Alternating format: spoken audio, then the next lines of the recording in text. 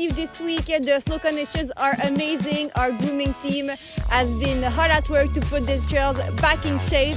Also, we received a few centimeters of snow last night, so come and enjoy it. See you on the slopes this weekend.